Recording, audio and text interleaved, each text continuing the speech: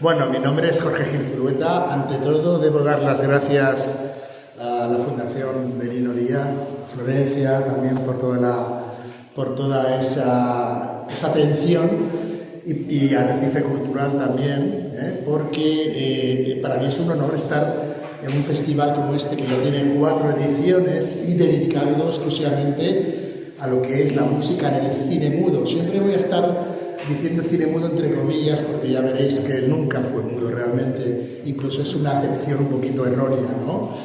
Y tengo que agradecerlo porque para mí es un festival con mucha solera, 4 años, con muy diferentes pianistas que han pasado por aquí, que ustedes deben haber disfrutado, y que cada uno pienso que además en esta forma de retomar esta experiencia o esta forma de, digamos, de revivir o intentar replicar lo que se hacía hace más de 100 años ya en ese inicio del cine, veremos con esta charla que yo propuse. Yo creo que es bastante idóneo iniciar el festival con una pequeña charla que voy a intentar que sea muy entretenida y muy dinámica. Yo, al vivir de mi pasión, lo que pasa es que la pasión a veces te hace hablar excesivamente, pero bueno, intentaré que todo lo que diga también pueda transmitir esa pasión de mi profesión, porque realmente me veo como un pianista que está haciendo otro oficio, que es el pianista del cine mudo, ¿no? Porque realmente era así como yo he preparado esta pequeña presentación. No voy a hablar de mi currículum, pero sí deciros, si os puedo tutear además, ¿no? Sí, ¿verdad? Vale, y además me gusta también que si tenéis en un momento dado o al final de la charla alguna duda, pues yo encantado también de hacer un pequeño debate si queréis, ¿no? Pero no voy a hacer mi trayectoria, pero sí deciros cómo llegué, cómo caí a ser un pianista de cine mudo, cómo empecé a eso de practicar el acompañamiento de esas imágenes en movimiento de hace más de 100 años. Yo era un pianista, o lo soy, lo sigo siendo, que me gustaban mucho las bandas sonoras. Como aficionado al cine, vemos que el cine ha arrojado una serie de películas y de música de películas extraordinarias. Y tenía un espectáculo que a veces aún lo ruedo por España, que era un piano de cine, ¿no? Entonces tocaba Casablanca con imágenes de Casablanca, o de Rainbow con El Mago de Oz, todas las clásicas, Moon River, Desayuno de Diamantes, ¿no? Entonces estaba coordinado, estaba sincronizado de tal manera que el tema que duraba 3 o 4 minutos, pues se proyectaban las imágenes que yo había editado y pues tocaba ese tema y la gente pues disfrutaba de ese fragmento total. Pero se me hacía un poco cojo el espectáculo porque duraba como 45 minutos con todo el repertorio seleccionado y yo tenía que terminar con algo y terminé con el principio, que era poner un corto de Chaplin de 17 minutos, me acuerdo, un día de placer, ¿no? Entonces, de repente ahí me planteé como pianista, ¿cómo lo debían hacer? Y esa es la pregunta que tenemos que empezar con esta charla. ¿Cómo debían hacer realmente los pianistas? ¿Cómo se enfrentaron de repente a un invento? Es que tenemos que además que retrotraernos a esos 100 años, o 120 años ya prácticamente más, de sentarse a una banqueta del piano, que le proyectaran unas imágenes en movimiento con una cámara fija, como los Lumière, por ejemplo, al principio, que eran como unas postales animadas, eran unas fotografías animadas, y que le dijeran, toca algo encima. Ahora podemos suponernos como algo muy fácil de hacer, o muy lógico, porque vemos una película y estamos o no estamos escuchando la música de esa película realmente. Sí que es verdad que está ahí siempre la música, a veces hay silencio, que es muy importante el silencio también, ¿no?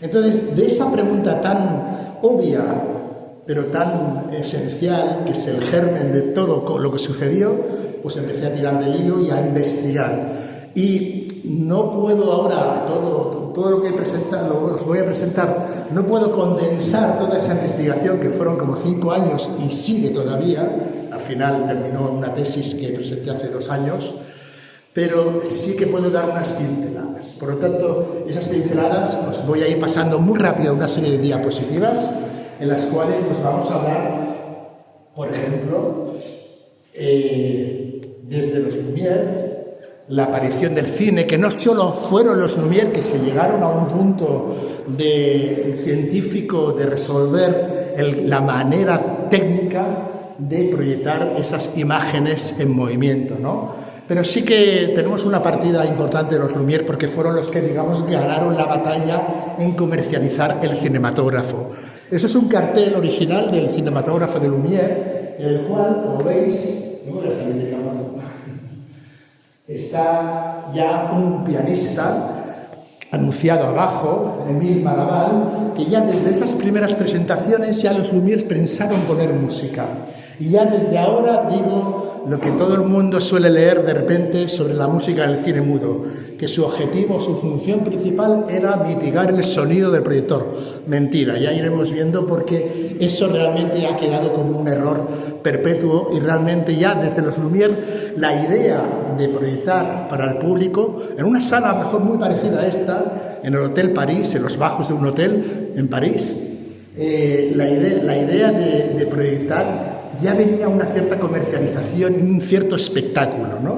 Entonces vamos a ver cómo el cine, con ese acto de movimiento, necesita de la música, qué funcionalidades tenía esa música, porque el mejor ejemplo será al final el concierto, para que veáis y os explicaré cómo de alguna forma la música intenta representar escenas, sentimientos y personajes, y la evolución de esa música, porque estamos hablando, a veces resumimos pianistas de cine mudo o música del cine mudo como si nada, y son 30 años prácticamente que hubo de ese cine sin la posibilidad de tener lo que se llama hoy en día la banda sonora grabada o proyectada en el mismo soporte cinematográfico, ¿no?, de la imagen. Por lo tanto, en 30 años, imaginaros en cada país la cantidad de música que podría significar para acompañar ese cine, las formas, los formatos, y eso es lo que iremos viendo, ¿no? Iré pasando muy rápido las diapositivas, porque si no, igual nos come el tiempo y yo quiero que sea esto muy dinámico, muy ágil. Entonces, vemos que desde el principio, desde que aparece el cinematógrafo, el animatógrafo, que era otro aparato, el kinetoscopio, son aparatos que llegaron a un punto en común, como Edison, los Lumière, en los cuales se proyectaban esas imágenes, pero desde el principio ya querían poner sonido, desde el inicio del cine, del cinematógrafo, ¿no? Y vemos que empezaron a investigar diferentes formatos que nunca funcionaban. ¿Por qué? Porque no podían sincronizar esas imágenes en movimiento con la música que tenía, la idea del cine en movimiento, con la música que tenían que ser. En principio los films grabados duraban 3 minutos, 4 minutos, 10 minutos. Y entonces sí que había un sistema muy interesante, muy manual, que era, ya tenían el gramófono. ¿Sabéis lo que es un gramófono, verdad? Con ese brazo, con esa aguja que pesaba lo suyo, ¿no? Y entonces ponían el cinematógrafo y el gramófono con un disco de pizarra. Y entonces lo que duraba el disco de pizarra le daban la vuelta rápido y a lo mejor podían cubrir esos 5 o 10 minutos de lo que era ese film en cuestión.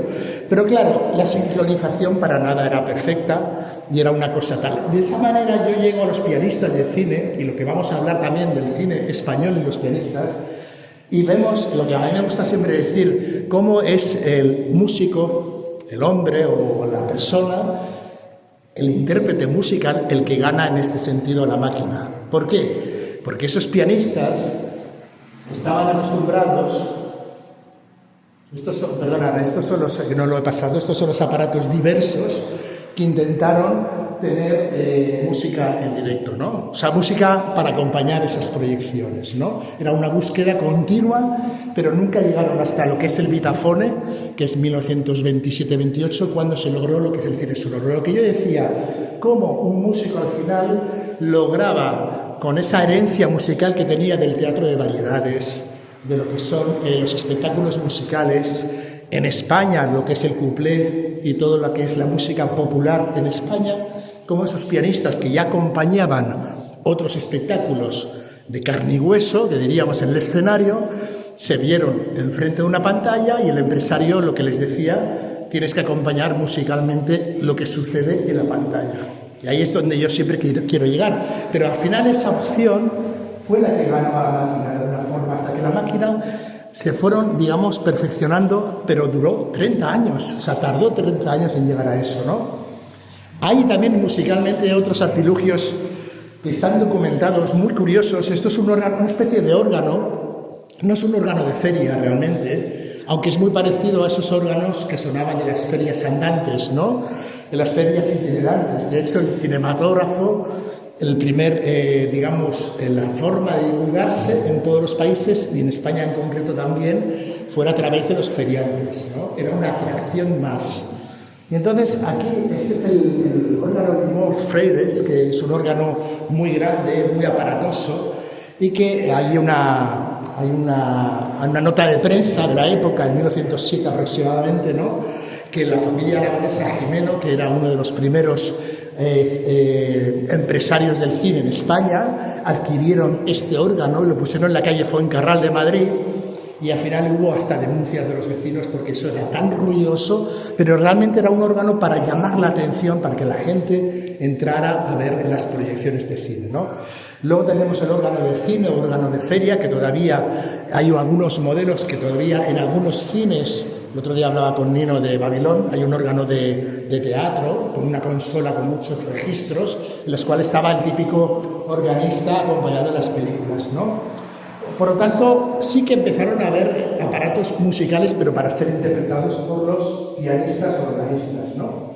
Como digo, aquí el músico gana la batalla de la máquina y, bueno, esto es ver lo que se decía en aquel momento, la importancia que ya se le daba en 1915 o con Griffith, que fue un gran cineasta americano, que prácticamente fue el que innovó el lenguaje cinematográfico, la importancia que se le daba a la música en directo. Por eso, cuando os he comentado que eso de que la música servía para mitigar o tapar el sonido del proyector, realmente no es verdad, porque además también he estado hablando con una serie de gente que sabía, por ejemplo, la pregunta era ¿cuántos decibelios proyecta un cinematógrafo antiguo?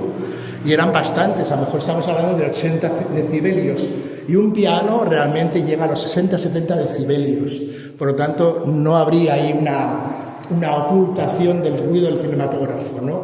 También hay otra causa por la cual no podemos considerar eso, porque luego a poco tiempo se creó la cabina de cine exterior a lo que antes el cinematógrafo. En el mismo pasillo de esta sala, por ejemplo, se montaba el trípode con el cinematógrafo, pero duró unos cuantos años para luego pasar a la cabina, ¿no? Por tanto, Griffith decía, la buena música siempre será la voz del drama silencioso. Muy poético Griffith, ¿eh? Y aquí he reunido una serie de pianistas, testimonios. Claro, no tenemos un testimonio fidedigno de cómo era ese acompañamiento musical en una película. Todo lo que durante estos 4 años en este festival o en cualquier otro que se programa, cine mudo con piano, con música en directo, es una réplica, una aproximación a cómo se debería hacer. Sí que hay algunos elementos que ahora ya os desvelaré que sí que sabemos que se hacía, ¿no? De esa manera, de una manera concreta. Pero en mi investigación empecé a buscar, porque testimonio audiovisual, por supuesto, no va a haber porque no había esa posibilidad de grabar en directo a un pianista que se registrara el sonido, ¿no? Esos pianistas, imaginaros en 30 años la cantidad de cines que había y la cantidad de, digamos, de sesiones al día. Por tanto, y eso lo multiplicamos por cada ciudad en España solo, imaginaos la cantidad de pianistas que tenían que cubrir esas sesiones y las horas que tenían que hacer. Estamos hablando de sesiones maratonianas desde las 4 de la tarde hasta las 12 de la noche prácticamente. Y en domingo está testimoniado que había los matinales y con doble sesión.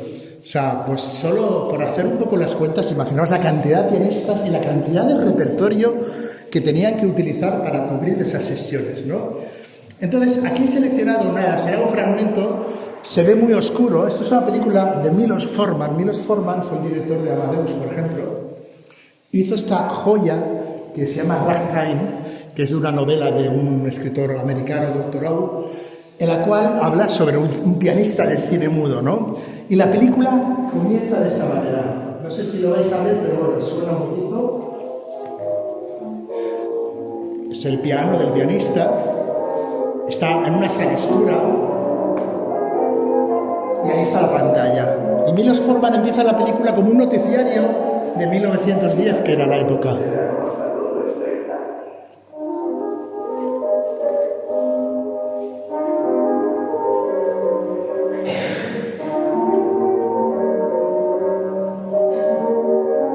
pianista pues está en esa oscuridad y entonces Milos Forman empieza la película avanzando lo que va a pasar en la película a través del noticiario, ¿no? Otro ejemplo, estos son testimonios que se han cogido como la licencia de imaginar cómo sería esta función de pianista de cine mudo. Y otro ejemplo, pasamos del pianista al siguiente formato, el mayor, que era el de la orquesta. Y supongo que muchos conocéis cómo empieza The Artist. The Artist, una película de 2011 en blanco y negra y muda, y que ganó un Oscar como película extranjera de Francia. Y empieza con una obertura que es la proyección de una película con una orquesta. Y ahí está bastante fiel a cómo de alguna forma se podía hacer. Son nada, unos segundos para no... ¿Alguien ha visto The Artist, por ejemplo, El Artista? Es un peliculón, visitarlo. Mucha gente cuando salió como candidata para los Oscars como película extranjera de Francia, mucha gente dijo, pero ¿por qué mandamos esto? Si esto es blanco y negro y es mudo, ¿no? Que no voy a hacer ningún spoiler, no voy a desvelar nada, pero bueno, la película es una joya porque va en la transición de lo que supuso, que hay mucho trato del cine sobre ese momento, la transición de lo que fue el cine mudo al cine sonoro, cantando, sí.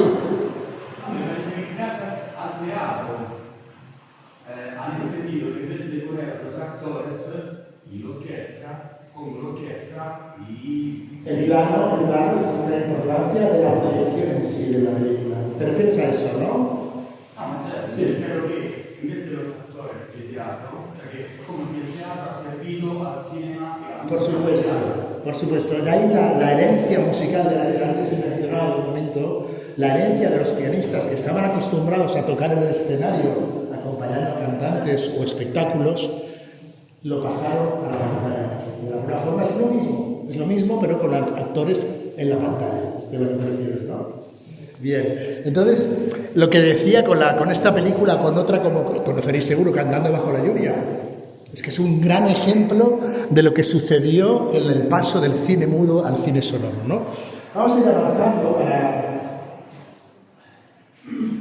testimonios. Por ejemplo, el mismo cine de la primerísima etapa, como Griffith, con un cortometraje, ya plasma la función del pianista en un cortometraje muy divertido, que voy a poner un trocito solo, que es que no molesten con los sombreros porque se está proyectando una película.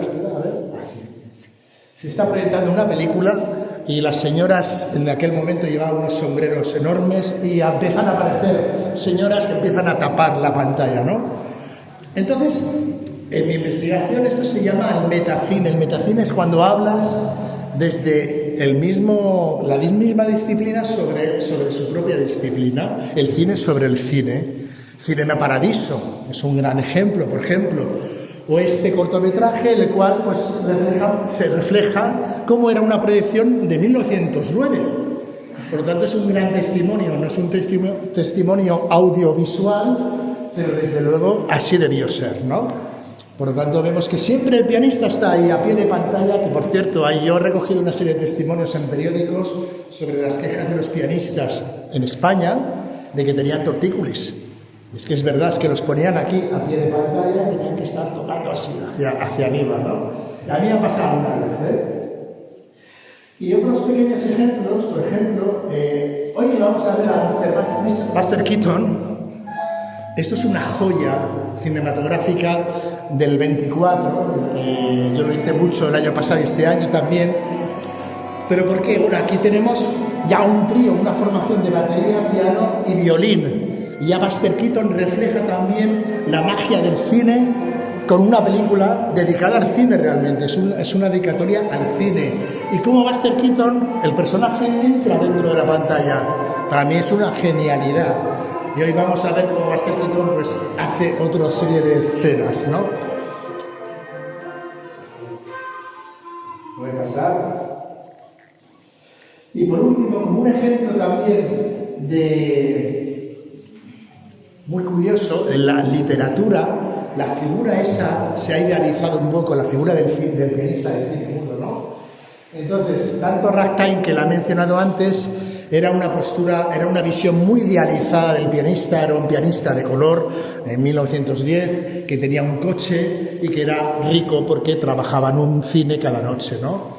Entonces, era bastante idealizada esa postura en 1910, pero sobre eso trata la película, ¿no? Pero, sin embargo, Anthony Burgess, que es el de La Naranja Mecánica, el autor del libro La Naranja Mecánica, escribió un libro sobre su padre, que había sido pianista de cine. Y es un libro que no tiene desperdicio, porque aunque sea un libro no del todo ficticio, porque es semi-biográfico, sí que desvela cosas de lo que debía ser el trabajo de un pianista de cine. Y lo hace a través de una conversación con la hija supuesta de este pianista, el padre de Anthony Burgess. Y entonces se califica a ese pianista de cine con una serie de recursos que veréis cómo aparecen en el piano, ¿no? Notas graves, los bajos sirven para hacer efectos como tambores, truenos y cosas así. Estos son fragmentos de la novela, ¿no? O golpear las cuerdas del piano, por ejemplo, las cuerdas del piano con un mazo, también realizan otros efectos. Por lo tanto, son ejemplos muy interesantes de lo que debió ser el trabajo de esos pianistas cuando estaban interesados realmente a reflejar lo que era la pantalla, ¿no? El pianista, el padre de Anthony Burgess, trabajaba en la Piccadilly, el cine en 1925 en Manchester, ¿no? Por lo tanto, todo lo que son recursos son muy importantes para un músico, como ahora os pondré luego el ejemplo con la película. Son recursos muy importantes porque tenemos que de alguna forma estar enfatizando lo que sucede en la escena. Y un piano, que siempre se dice que es el instrumento rey, un piano da para mucho en ese sentido, ¿no? Por ejemplo, aquí también nombra una cosa muy interesante, que es el estilo de ragtime. El ragtime, que es un género para mí musical por entidad propia, es la antesala del jazz y es coetáneo, digamos, empezó casi en paralelo al cine, ¿no? Entonces era muy dinámico, era muy sincopado, significa sincopado que está hacia arriba, tiempo rasgado se llama, ¿no? Y decía el padre de Anthony Burgess que acompañar a Chaplin o acompañar a Buster Keaton era lo más difícil que podía ser, porque las imágenes son muy dinámicas y para eso utilizaba el ragtime, ¿no? Vamos avanzando. Aquí otro testimonio. Esta señora era algo increíble, Rosalío, de 1910 a 2010. Creo que estamos hablando de 98, ¿no? Años, si no me falla, que yo no soy de matemáticas. ¿108? No. 108, eso, pues sí, es verdad. No sé, yo soy de letras. Sí, es verdad. Pues no sé si estará equivocado, porque no sé por qué me queda con la cifra de 98 años, ¿no? Pero realmente ella empezó con 12 años en un cine en la cual pues explicaba en una entrevista que he seleccionado había en la librería del Congreso de Estados Unidos, ahí había una serie de documentación sobre ella, sobre cómo preparaba el trabajo en esa época del cine mudo realmente. O sea, ella vivió esa época y vivió la posterior época, que se quedó sin trabajo, suele pasar mucho, esa transición no solo a los actores les pasó factura, sobre todo los actores que no tenían una buena dicción, una voz bonita, por ejemplo, a la hora de tener que hablar, empezaron a perder el trabajo porque veían que, bueno, Cantando bajo la lluvia lo representa muy bien ese momento, ¿no? Pues los músicos también perdieron mucho trabajo en este sentido, ¿no? Entonces, en mi particular investigación, esto es un listado muy, muy rápido, o sea, muy extenso y aún queda mucho, ¿vale? Quiere decir que continuamente estoy buscando ponerle nombres y apellidos concretos a una serie de pianistas de la época que hicieron esta labor, ¿no? Es una manía que tengo yo de recopilar. Y vemos pianistas tan interesantes como José Iturbi, valenciano, que con 10, 12 años ya tocaba en un cine de Valencia, o Jacinto Guerrero, que fue el gran compositor de zarzuela de la época. Pues empezó en Toledo, en su ciudad, en un cine en 1907. Y una serie de nombres también muy casi desconocidos, y como veremos más adelante, aquí en Lanzarote no he encontrado nada, sinceramente, de momento. Y yo siempre lanzo aviso a navegantes. Si alguien, siempre a veces hay gente que dice, pues mi abuelo o mi bisabuelo, por favor, dame datos, venga. Yo soy el pesado que estoy llamando a gente desconocida porque cojo el apellido de alguien y empiezo a buscar a ver si tienen, de hecho, ahora os enseñaré lo que he conseguido, si tienen documentación, porque es que en España apenas se ha conservado nada de documentación sobre esto, sobre qué partituras tocaban o qué métodos podían emplear, por ejemplo, ¿no? O anotaciones. Y ahora os pondré lo poquito que he conseguido. Pero sí que, bueno, ya sé que sois islas vecinas, en las Islas Canarias, a través de un libro que ahora mismo no me acuerdo quién es, a ver, ahora os lo digo. Enrique Ramírez hizo creo que era tesis también, un espectáculo cinematográfico en La Laguna. Hay trabajos muy localistas, muy buenos, porque al concentrarse en una localidad concreta se consigue sacar bastante información. Entonces, en concreto en Canarias, en Tenerife, La Laguna, el Salón de Variedades del Círculo Mercantil fue, digamos, el sitio donde se presentó el cinematógrafo, 1898. Y a partir de 1910, pues yo lo que he podido recopilar de información, pues ya se empieza a consolidar esta forma de acompañar a través de pianistas y con un grupo que menciona a los cosmopolitas, que yo no he encontrado más información que esta mención, la verdad. O sea, por si alguien conoce a los cosmopolitas, por favor, que me lo diga. Pianistas colaboradores del Teatro Leal, que eran pianistas, era lo que solía pasar, eran pianistas que ya eran ciertamente renombrados en los círculos culturales de la vida musical de ese momento. Entonces, en concreto, se mencionan...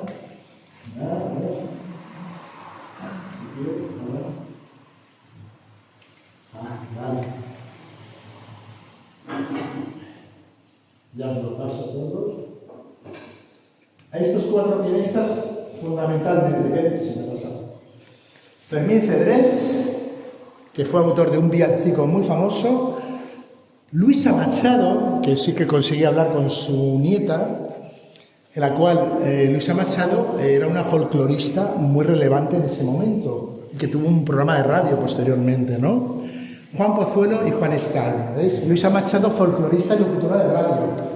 Luego, Fermín Cedrés, hay una mención muy interesante que parece ser que compuso el villancico Lo Divino, ¿lo conocéis?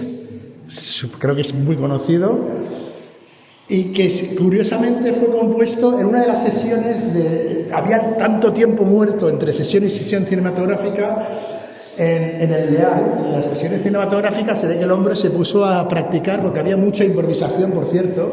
Lo que os digo antes, imaginaros la cantidad de horas que tenían que cubrir de sesiones de cine, ¿no? Como 8 o 6 horas, ¿no? Entonces tendría tiempo muerto, pues hay un piano Weber, modelo de una gran sonoridad, y ahí parece ser que compuso ese villancico, ¿no? Y Juan Pozuelo, que nos fue bastante relevante también en la vida cultural. Esos son los pianistas que a través de ese estudio que os he comentado, pues he localizado, ¿no? Y bueno, el Teatro Leal de La Laguna, pues fue donde, por ejemplo, se hizo proyecciones como la película Caviria, que es una superproducción italiana increíble, ¿no? Vamos a tirar adelante. No sé cómo vamos de tiempo. ¿Florencia, lo puedes decir? Y 34. Vamos bien, ¿no? Vale. Y la pregunta, lo que os he dicho, vuelvo al principio. Cuando yo me tuve que enfrentar hace ya unos 15 años, creo, recordar, acompañar un cortometraje de Chaplin. ¿Qué música tocaban realmente? Porque ahora mismo a todo pasado es como muy fácil decir, bueno, pues tocamos esta música tal, como son las bandas sonoras, ¿no? Por tanto, hubo una evolución muy interesante, lo que he dicho antes, esa funcionalidad de mitigar el ruido del proyector, muchos autores ya la ponen en duda, y entonces lo lógico era, como os he dicho antes, la herencia musical del teatro de variedades, todo lo que fueron los repertorios populares de la época, años 20 sobre todo, a principios del siglo, estaban incluidos en la forma de acompañar esas películas, ¿no? Más un repertorio, el clásico, entre comillas, el académico, porque también eran muchos estudiantes de conservatorio que además tenían su primera oportunidad laboral. O sea, imaginaros un chaval de 20 años, 20 y pico de conservatorio, más jóvenes, como hemos visto antes, con José Iturbi, que tendría 12 años, que abren el cine, empezó a causar una conmoción increíble en cada ciudad. Y entonces era una oportunidad laboral para esos pianistas. Entonces, ¿qué tenían de repertorio? Pues todo lo que estudiaban en el conservatorio. Entonces, la cuestión aquí, lo interesante, que es lo que voy bueno, en la evolución esa luego os lo digo, en la evolución vemos que a partir de la década de los años 20 ya empieza lo que es la composición expresa, aunque ya hubo antes algo, con Camille Saint-Saëns, por ejemplo, pero sí que en 1920 se empieza a consolidar el componer para determinadas películas de una forma concreta. Y luego una cosa muy importante, pero ya en otros países como Estados Unidos, que ahí llevó mucho la delantera, que es la photoplay music y las Q-Sits. Y eso lo veremos ahora, y es lo que emplearé mucho hoy, por cierto, en el concierto, porque estamos hablando de una película americana de Buster Keaton de la época de los años 20. Por tanto, el repertorio que va a tocar para la redundancia, va a ser el tema del ragtime de los años 20, los 16 años 20, ¿no? Entonces, lo que yo localicé en España de partituras, una serie, un corpus de partituras editadas que no estaban hechas para acompañar esas películas, ¿no? Era el repertorio de popular, compuesto por zarzuelas, cuplés, himnos de muchas naciones, foxtrot, música foránea que venía al ritmo del foxtrot, es el sucedáneo que se dice del ragtime, tangos, habaneras, fados y chotis madrileños. Eso hay un par de carpetas en la Filmoteca Española, en la cual hay esos que pone carpetas de pianistas de cines de la época. Y son partituras que se editaban, que ellos utilizaban para acompañar las películas. Y en el repertorio clásico, en esas carpetas, aparecen obras de Pablo Sarsaste, Mendelssohn, adaptaciones de películas que no procedían del teatro musical. Un ejemplo, Flor de España, ahora os hablaré un momentito porque es un ejemplo muy diferente a todo, y adaptaciones de zarzuelas. Entonces, de repente tenemos dos tipos de repertorios tan diferentes que la pregunta que yo me hacía es ¿cómo lograban enlazar? Porque en una misma película a lo mejor de repente estaban tocando pues la marcha fúnebre de Chopin porque había un entierro. Es que cuadra, digo yo, ¿no? Si hay un entierro no vas a tocar un galopante.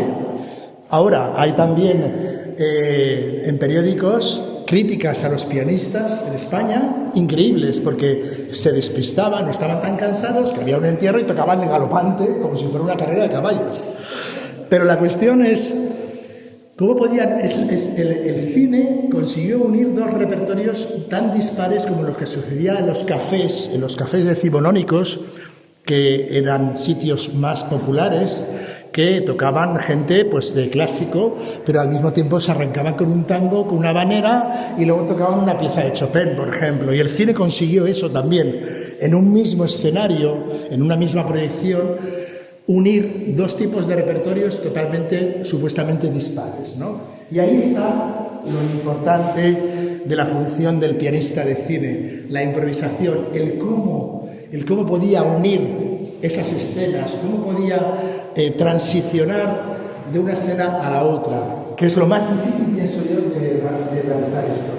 Nada, esto es un gráfico en el cual pues, me puse a analizar pues, que en ese corpus de repertorio me di cuenta que había muchos himnos de cantos nacionales, himno de Francia, de todos los países. ¿Por qué? Porque todas las películas siempre hay un momento nacionalista, o cualquier película de índole bélica, si no suena la marsellesa, el público se enfadaba. Claro, porque si es una película, por ejemplo, Los cuatro jinetes del Apocalipsis, que es un peliculón enorme de una obra de Blasco Ibáñez, creo que es el autor, ¿no? Es una película de la Primera Guerra Mundial, y cuando aparece lo que es los militares franceses, si no suena la marsellesa, mal andamos. Y luego clásico romántico, ¿por qué? Que en toda película en los años 20 se aprecia siempre una escena de amor, ¿no? Y luego el beso, ¿no? Bueno, vestigios que le llamo yo, o sea, ¿qué es lo que yo he localizado? ¿Qué es lo que me gusta compartir? Como os digo, no es fácil realmente, en España apenas han quedado partituras, ¿no? Y digo, no es fácil determinar realmente qué es cómo realmente se hacía ese acompañamiento, ¿no? Entonces, localicé en Igualada, en una librería antigua de Saldo, por todo colección, que es una joya para los que hacemos tesis y buscamos cosas raras. Entonces encontré un corpus de partituras que pone Cine Dramé, que eran partituras hechas para acompañar escenas, que en concreto pues incluso ponía el minutaje que duraba la interpretación de una canción de ese corpus. Y no tenía un librero, se llama Miquel Jordana, de Igualada era, que realizaba esa función, pero al mismo tiempo tenía una librería, ¿no? En la Biblioteca Nacional encontré esta partitura, Lamento, de una colección que es de San Fox, que ahora hablaremos un momentito, ¿no? Que lo tenía Inocencio Guerrero, el hermano de Jacinto Guerrero, que estuvo en los cines de Callao y de San Miguel en Madrid, en 1920 y pico, ¿no? Y eso seguramente, y también la de Cine Dramé, venían de importación de Francia, pero es lo único que he podido encontrar, ¿no? Pero, de repente, en Casa Beethoven, en una tienda de partituras centenaria de Barcelona, me encontré con esta partitura que para mí es la joya de la corona, que es una adaptación, una reducción a piano del maestro Suñé, al cual he dedicado una publicación expresa, que era un pianista y director de la orquestina Suñé, de los cines Capitol y Cursal de Barcelona, en los cuales es una partitura hecha para la película Los Cuatro Jinetes del Apocalipsis. Me costó 5 euros, por lo tanto me parece una inversión muy interesante, porque solo quedan, como creo que he visto 4 o 5 más, y es para mí una joya, porque Julio en la Argentina está hablando del protagonista, que es Rodolfo Valentino, que realiza pues el protagonista de la película, y se llama Julio Desnoyers, ¿no? Para mí es el único de los pocos vestigios que hay de música que realmente se adaptaba para las escenas, ¿no? Y otra joya de la corona. ¿Cómo vamos de tiempo? Perdona, que si no, Elio. 40 y 42. Bien, unos 5 minutitos más o menos, ¿os parece? Vale. Y esta es otra joya. José Padilla. ¿Quién no conoce a José Padilla? Que levante la mano quien no conoce a José Padilla. Valencia, ¿verdad? Valencia la conocéis, ¿no? Vale. O La Violetera. ¿Os suena La Violetera? Pues José Padilla ganó un juicio contra el señor Charles Chaplin, porque utilizó, Chaplin la escuchó por Raquel Meyer, La Violetera, esta no es, escuchó a Raquel Meyer cantar la composición de José Padilla, La Violetera, en Estados Unidos, estaba de gira, Raquel Meyer, y Chaplin le gustó tanto la melodía que la metió en su película.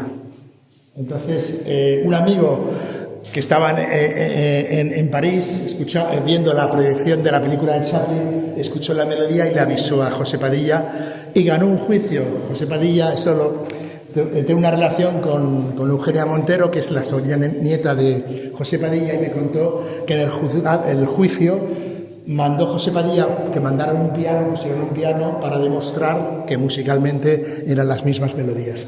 Pero es que hablando de José Padilla, ¿por qué lo traigo aquí?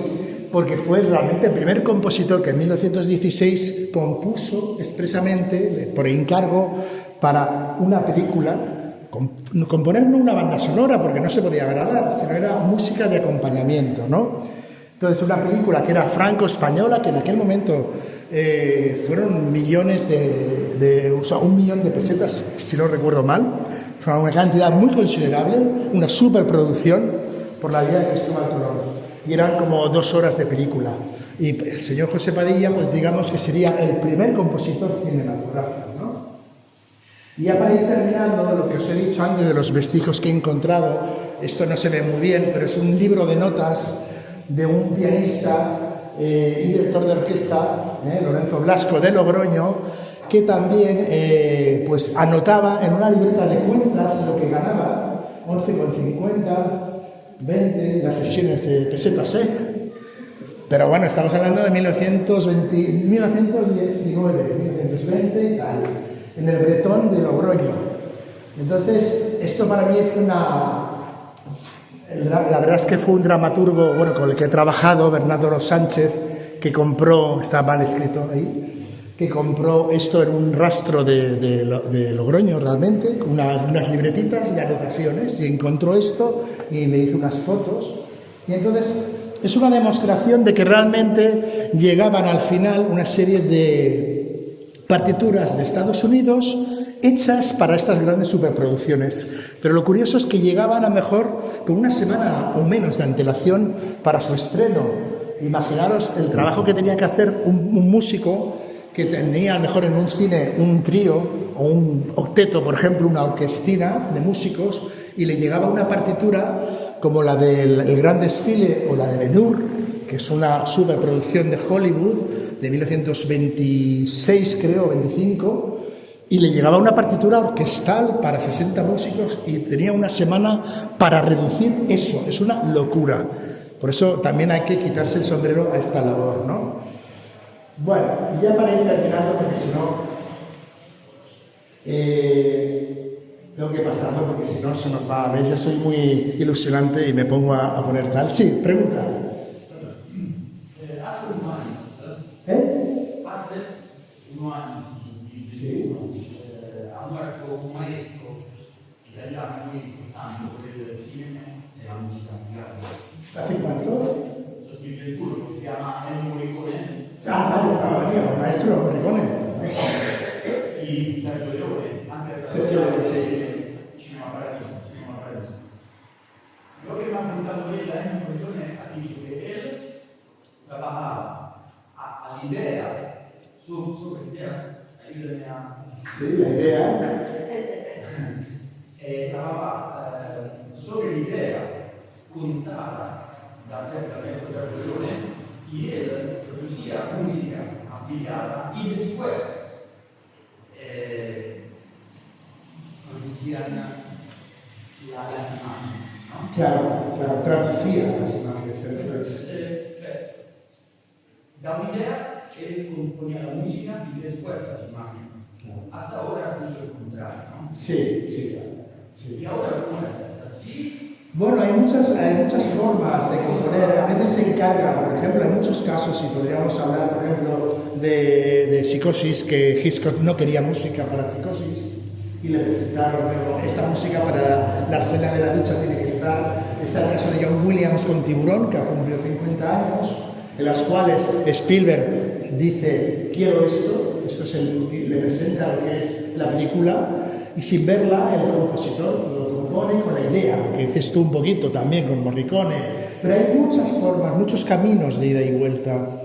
O sea, sí que se suele hacer de tener el montaje hecho ya prácticamente, o una representación de imágenes de la película, fragmentos importantes para que el compositor de alguna forma componga sobre eso. Pero es un camino de ida y vuelta, puede ser totalmente lo contrario. Sí que es verdad que en aquella época los pianistas se encontraban con una película que les llegaba a lo mejor con 2 días de antelación y apenas tenían tiempo a mirarla, ¿no? Y tenían que improvisar mucho. No sé si te he contestado un poquito, pero está muy bien que saques... ¿Cómo trabajo yo, por ejemplo? Yo veo la película, yo me empapo de la película. Yo creo que la función que tenemos los pianistas de cine mudo es acompañar la película sin molestarla, que esto es un dilema también, un debate que hay mucho en el cine, en la música de cine, ¿no? Respetar silencio, respetar al director lo que ha querido representar, ¿no? Entonces la veo y me empapo de ella, porque es una película de 100 años. Para mí es como un respeto hacia la película, ¿no?